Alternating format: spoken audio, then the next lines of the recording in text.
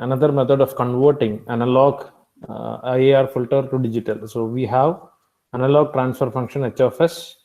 We have already designed that. It's an IAR filter. Then you have to convert it to H of S. So we have studied one method called bilinear transformation, and another method is impulse invariance method. Impulse invariance method. Using this method, you can convert the H of S transfer function into H of S. So the mathematical substitution that actually we are using here is, we will be studying one equation directly, and the actual substitution working behind that is we have to replace e raised to st with z. Okay, so in the analog transfer function, you will have this term e raised to st that has to be replaced with z. So we will see that theory part later. First, we will solve one or two problems for practice. So this is what you have to do. First, you have to express your transfer function, say analog transfer function, or simply you can call it H of S. You have to express your designed transfer function in this particular format. That is, say ck. C is just a constant divided by s minus pk. Let me write pk. P implies the poles, so the kth pole. You have to express it as sum of poles, 1 to n. So this is an nth order system. Sigma k equal to 1 to n ck by s minus pk. So you have to express your designed impulse response in this particular format in terms of poles. P implies poles. Okay. So ck is a constant. You can write ck is a constant, and where pk is your pole. These are the poles of your transfer function. And last step, how to convert H of Z. So to convert H of S to H of Z, what I have right now is a transfer function of this format. So this will be our final answer. K equal to 1 and ck will be as such constant and change in the 1 s minus pk has to be replaced with, pk, what is pk, that may be your pole. Okay, that will be your pole. So 1 minus e raised to your pole, that is pk, into capital T, the sampling interval, sampling time interval. Okay, so e raised to pkt into z raised to minus 1. So H of S is converted completely in terms of z. So you can use this mathematical equation to solve the problems. Just copy this equation and we'll see some examples. So the first question.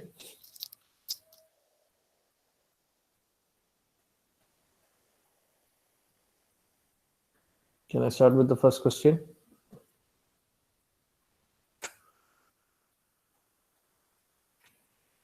Yes, sir. Okay. So determine H of Z. We are not going to start the design from the beginning. I will just give you some transfer function. What you have to do is just apply a common sense of partial fraction. I can get the answer directly. But you can solve in 1 minute and score 5 to 6 marks. So question is the determine H of Z. Determine H of Z. That means the digital transfer function. Using impulse invariance method,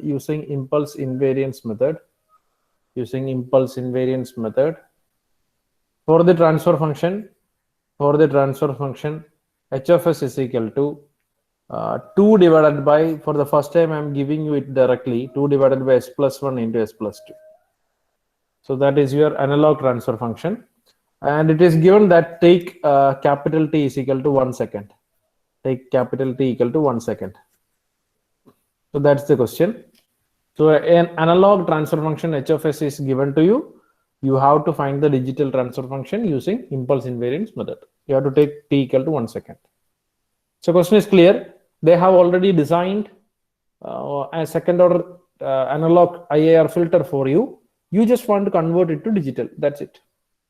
So what is the first step? You have to express your analog transfer function of this form. So can you tell me what are the poles from this? -1 and -2. -1 and -2. The system is stable also. Okay. Right. So you have to split it as sum of poles like this, single order transfer function. You have to express you can say like this. This is the sum of some single order transfer function. So this is a second order system. So you can express your H of S 2 divided by say s plus 1 into s plus 2, that is equal to say a divided by s plus 1 plus b divided by s plus 2. So find the values of a and b. Last time we have discussed a shortcut method for that. So let me apply that directly to get the value of a. So how can I get the value of a from this? I have to look at the denominator. So and identify the value for s of s for which the denominator will be 0. That is s equal to minus 1. Now here you substitute s equal to minus 1.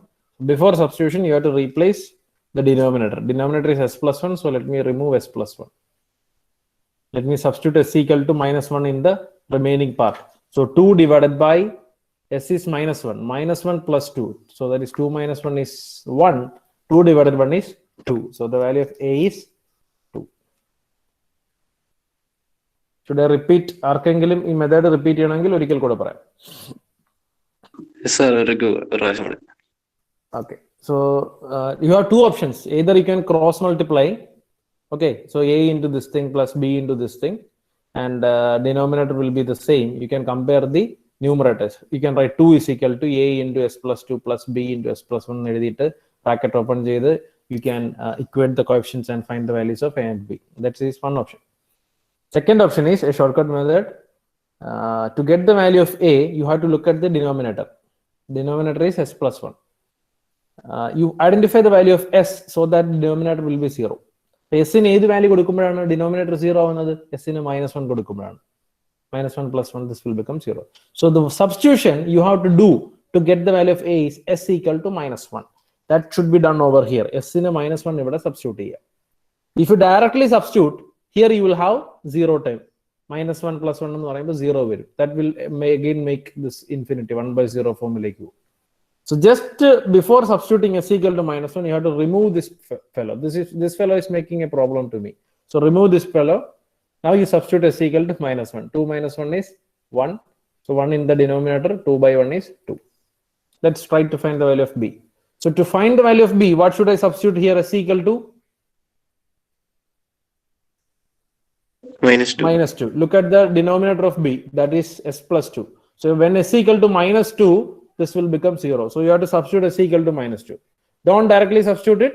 Before substituting, you have to remove this denominator. What is this? S plus 2. So s plus 2 will remove here. Now substitute s equal to minus 2. What you will get? Minus 2 plus 1. Right? Here in the denominator, you will have minus 2 plus 1. That is minus 1.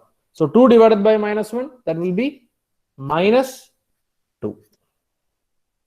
So this is your this is how you have expressed your given analog transfer function as sum of single order transfer function. This is no longer plus, this is minus. So let me recollect it once again. 2 divided by s plus 1 minus 2 divided by s plus 2. This is my analog transfer function expressed as sum of single order transfer functions. Last step, or just in single step, I have the answer. See, this is ck, c1 on k equal to 1. This is c1, this is c2. You can call it as minus 1 is your p1 and minus 2 is your p2 with the pole. See this format. This is in this format. ck by s minus pk. Nothing to worry. Just copy the numerator as such. Numerator na devadi copy. Divided by. What is the pole over here? Pole is minus 1. Minus 1. So 1 minus, this is the thing I am going to implement. 1 minus e raised to pk, first pole. What is the pole? Minus 1. Minus 1 into t, capital T. Capital T is again 1. So this is minus 1. Into z raised to minus 1. Minus. Next, second time. This is convert 2 divided by, what is the pole? Pole is minus 2. So 1 minus e raised to pole. Right? Pole is minus 2 into capital T. Capital T is 1. So it's minus 2 only. Z raised to minus 1. So this is my final answer. This is my digital filter, digital IIR filter transfer function. This is 2 and this is Z. Okay, you should be able to distinguish it. This is 2.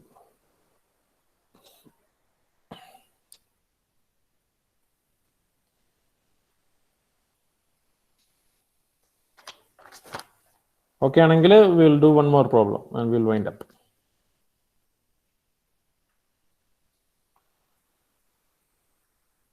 ആർക്കെങ്കിലും clarity വേണോ?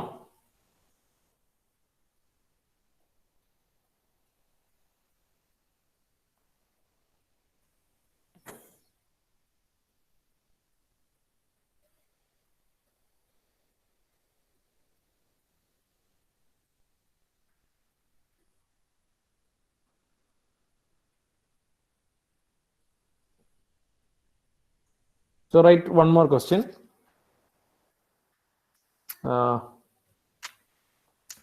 Find the digital transfer function.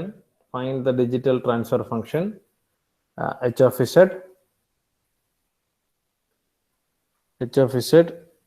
for the Butterworth filter. For the Butterworth filter with analog transfer function, for Butterworth filter with analog transfer function h of s equal to, you have to find the digital transfer function h of z for an analog filter with analog transfer function h of s equal to let me consider a third order system, s plus 1 into s square plus s plus 1. This is a plain simple third order system. Directly you can copy from your table, right? For omega c equal to 1. We have studied this. Direct ningal table ulla h of s aanu. If order n equal to 3, this is the Butterworth transfer function, filter transfer function with the cutoff frequency 1. So you take t equal to 1 second. Take t is equal to, or t equal to 2 seconds. Take t equal to 2 seconds.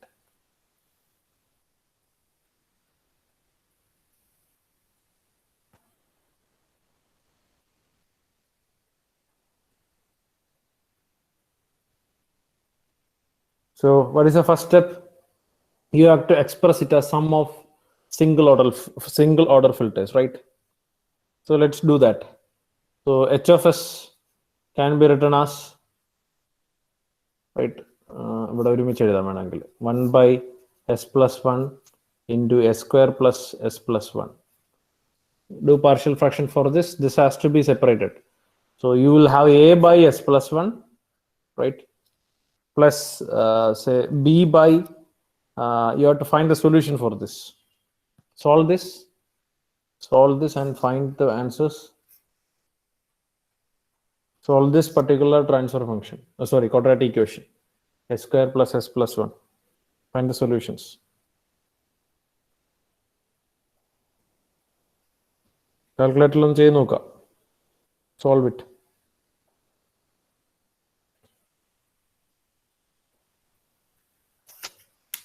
If the solutions are x and y, here you will have s minus x, here you will have s minus y.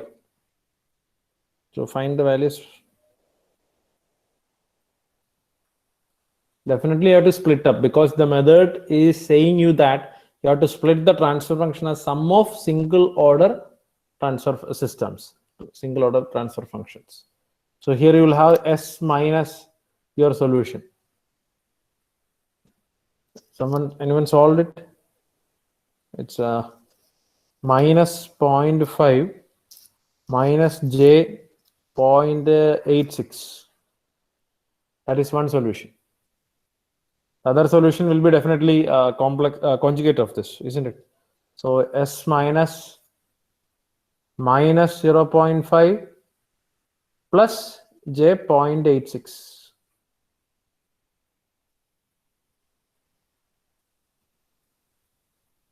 Now you find the values of a, b, and c. Find the values of a, b, and c. Find the values of a, b, and c.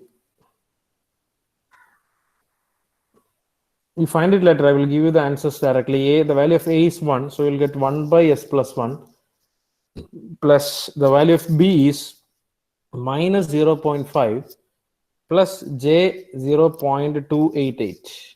That's the value of b, divided by, you will have this thing, s minus. I'm not opening the bracket. If I am bracket open, you can write s plus something like that, because I'm not doing that because I need this value as such. This is my pole pk. So I want this pole, say second pole P2. This is P2. This is the third pole P3. So I want the P1, P2, P3 pole values. That's why I'm keeping S minus Pk in the same structure. So S minus, what is the pole? Minus 0.5 plus, sorry, minus J 0.86. So that is the pole plus the value of C is minus 0.5 minus J 0.288, conjugate of this, divided by S minus pole, next pole is minus 0.5 plus J 0.86. Now let's write h of z directly. What will be h of z? For this first function, you will have numerator is 1, the pole is minus 1. So 1 minus e raised to pkt, pk into t, z raised to minus 1. So what is pk? P1 in this case. P1 is minus 1. Minus 1 into t, capital T. Capital T is 2 in my case. Capital T is 2. So you will have minus 2. Plus, next, the numerator as such, minus 0.5 plus j 0.288 divided by, this is pk, P1, say P1, first pole, this is, sorry, P2, second pole, this is P1, this is P2, this is P3. So for P2, 1 minus e raised to pk or P2 is this thing. So minus 0.5 minus j 0.86 into capital T, that is 2. So you have to open the bracket, that much is raised to minus 1. Plus last term, numerator na adevadi copy, numerator is kept as such, 288 divided by, this is the pole, P3. Okay, so 1 minus e raised to P3 into capital T. P3 is this thing, minus 0.5 plus j 0.86, that much T is 2. So 2 into this thing, is raised to minus 1. So this will be the final answer. It's not necessary to simplify, you can keep like that. So that's it. Impulse invariance method, it's very simple. Just you have to use common sense to split it up. Partial fraction cheyandi varum. Just practice that.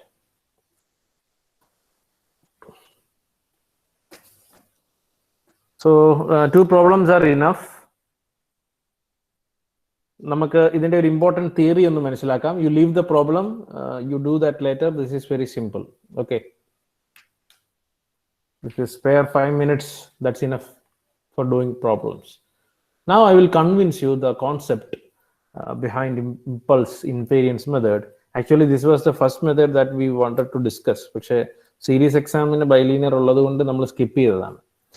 Impulse invariance method has a major drawback, and that's why we moved to bilinear transformation. And that became a bit complex for us. By moving to bilinear transformation, you had warping effect, right?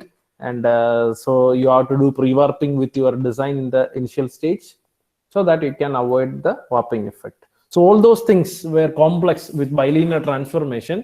And the reason why we approach or why we learned that complex method is because impulse invariance method has got a major drawback. So adana nammal ipo discuss cheyan പോകുന്നത്.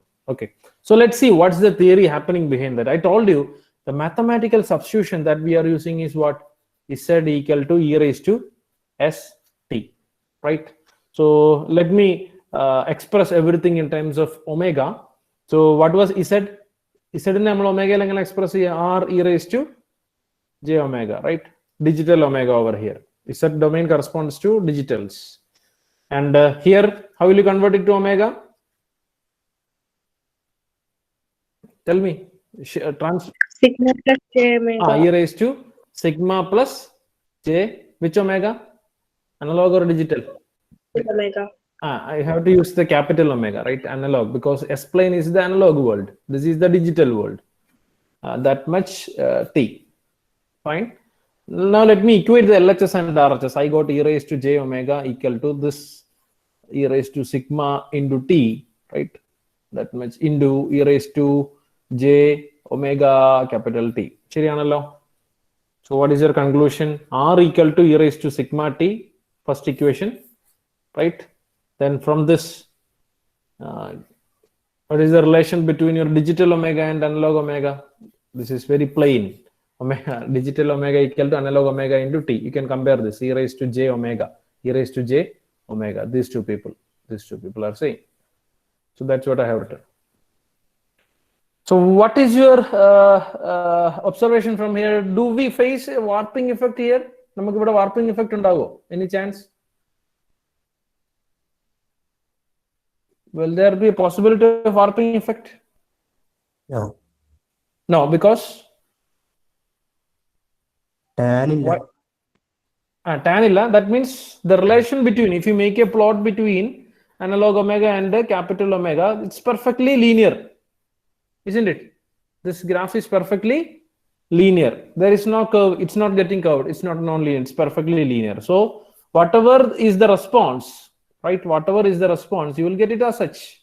If you transform it to the digital world, here also you will get the same shape without any distortions. That is possible because the relation between analog omega and digital omega is, analog omega and digital omega is linear, right? So we are happy that we are not having warping effect, right?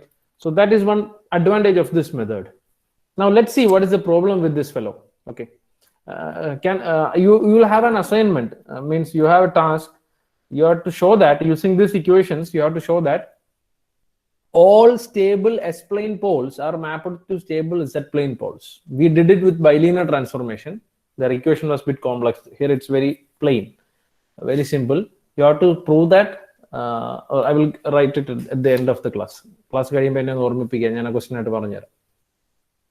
So my concern is, I have to understand what is the problem with this particular method or impulse invariance method and a major drawback on. Okay. So let me consider two poles. You help me to let me consider this. This is my S plane. Okay, this is the S plane, and see, this is my Z plane. This is my Z plane.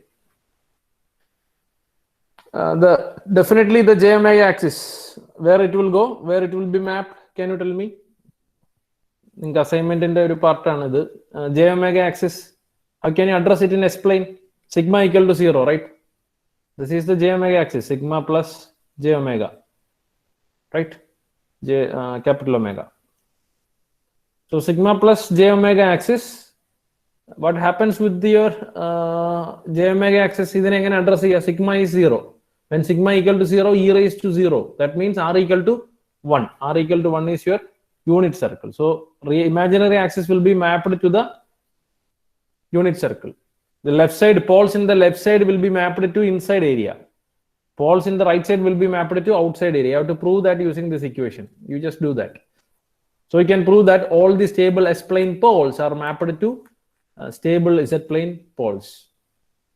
All the poles in the LHS will be mapped to region inside this unit circle. Okay, that's clear from this equation. Now the concern is, you help me to solve one problem. See, I have two poles. Okay, I have two poles. First one is called S1. It's not visible, right? I have two poles. First one is S1, and the second pole is S2.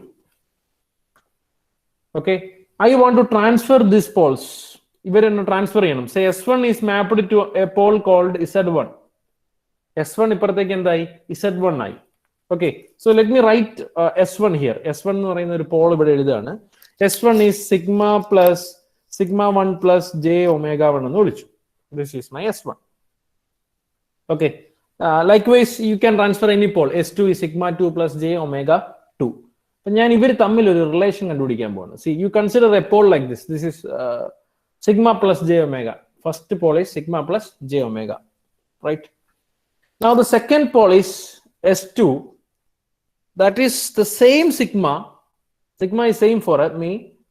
That's why I have drawn like this. Sigma is same, and plus j omega. Omega is also the same with a slight difference. I'm adding 2 pi by t with this. 2 pi by capital T. I intentionally did it. Now let's see what is the problem with this. Okay. Clear ayo? And the pole consider S1 and S2. They are related like this.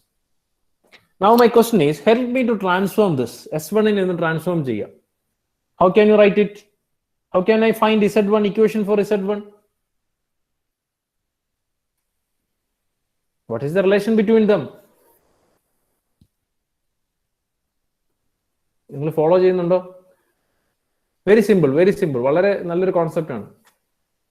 വെറുതെ കാണാൻ പഠിക്കാതെ മനസ്സിലാക്കാം. Just 2 line of equation is enough. I'll stop with this. ഇവിടെ ഇപ്പൊ എന്ത് ചെയ്യും? Just answer me. What is the relation between Z and S? Z equal to e power st. How will you find? How can you find Z1? E raised to sigma plus j omega into t. അതെ, e raised to s1t എന്ന് വിളിക്കാം simple ആയിട്ട്. e raised to s1t, ശരിയല്ലേ? Substitute those values. S1 is given over here. So this will be e raised to sigma t, sigma plus j omega t ആണ്. ഞാൻ ഒറ്റ സ്റ്റെപ്പിൽ എഴുതുകയാണ്. e raised to sigma t into e raised to j omega t. Fine. So this is Z1. Now let's find Z2. All of you help me to write Z2. E raised to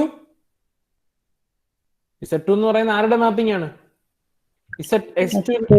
S2 ന്റെ മാപ്പ് ചെയ്യാണ് അല്ലെ? S2 capital T. So again e raised to sigma t, sigma വന്നു plus ആണ്, that means into e raised to j. Instead of omega, what you have right now? Omega plus 2 pi by t. You have omega plus 2 pi by t into capital T. And ഈ ഒമേഗയ്ക്ക് പകരം ഇത് വന്നു. That is the only difference between S1 and S2. So that reflected in Z1 also. Now my concern is when you open this bracket, what you will get? E raised to sigma t into e raised to j omega t bracket open gf. That's fine. Into what is the next term? What is the next term? E raised to 2 pi by t into t will cancel. So e raised to 2 pi, its value is 1. Like cos 2 pi plus j sin 2 pi, that value is 1. So what you got over here? What is this thing? ഇത് എവിടെയെങ്കിലും കണ്ടിട്ടുണ്ടോ? The same thing over here. That is exactly the same Z1. That is his major drawback. That is exactly the same Z1. So what happened over here? S1 is mapped to Z1. This is the location where S1 is mapped. The same S2 is also mapped to the same point. S2 is also mapped to the same point. You call it Z2, but both are equal. Z2 is equal to Z1. So this is a many to one mapping. Many to one mapping. Many people are mapped to one location. So that's not fair. The effect of this pole and this pole is overlapped here in the digital world. There you have aliasing. You can say there is aliasing.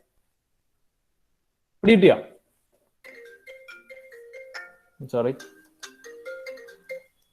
So that is actually aliasing. So this is the problem with impulse invariance method. This is the problem with impulse invariance method. See, let me try to convince you. Assume that I'm going to design a high pass filter. I'm going to design a high pass filter. So this was my response. So I have a transfer function. See, this is the analog h of j omega. Okay, you have designed an analog filter. So I have designed an analog filter, and my response is looking like this, somewhat like this. This is high pass filter. This is high pass filter. What will have? See, assume that this point is. See, one question is there. ഇവിടെ നമുക്ക് problem ആയത് ആരാണ്? All points after 2 pi by t. Okay, 2 pi by t കഴിഞ്ഞു വരുന്ന പോയിന്റുകളെല്ലാം എന്ത് ചെയ്യും? Overlap ചെയ്യും. അപ്പൊ ഏലിയാസിംഗ് ഇല്ലാതെ ചെയ്യാൻ പറ്റുന്ന ഫ്രീക്വൻസി എവിടെ വരാണ്? That is of a width 2 pi by t. 2 pi by t സ്പാനിന് അകത്തുള്ളവരെ മാത്രമേ നമുക്ക് എന്ത് ചെയ്യാൻ പറ്റുള്ളൂ? ഏലിയാസിംഗ് ചെയ്യാൻ പറ്റുള്ളൂ.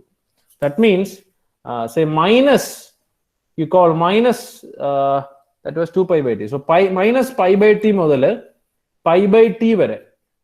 In this span you will not have aliasing. In this span you will not have aliasing.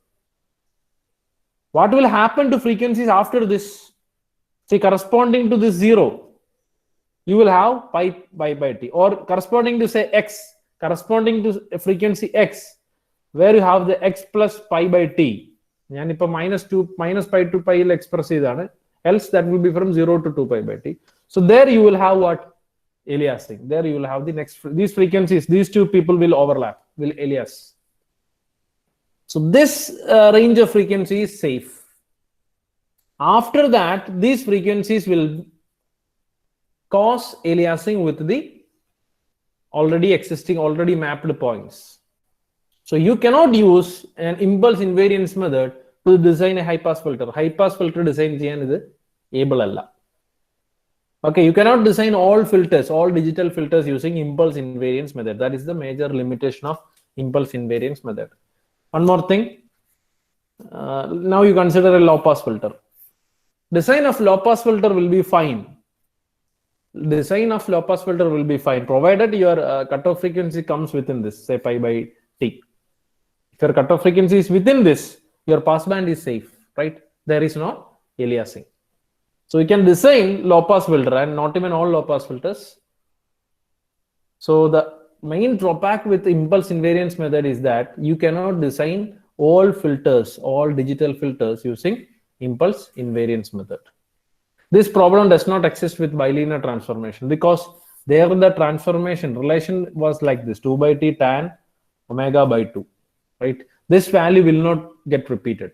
This repeated out tan 2 pi range repeat. But if this one to become 2 pi, definitely there will be an omega relation over here. 2 by omega, like 2 pi by omega plus. So there you have an omega relation, right? So that will again become frequency dependent. And bilinear transformation, you can just try this mathematically. Bilinear transformation is a 1-to-1 mapping. It is 1-to-1 mapping.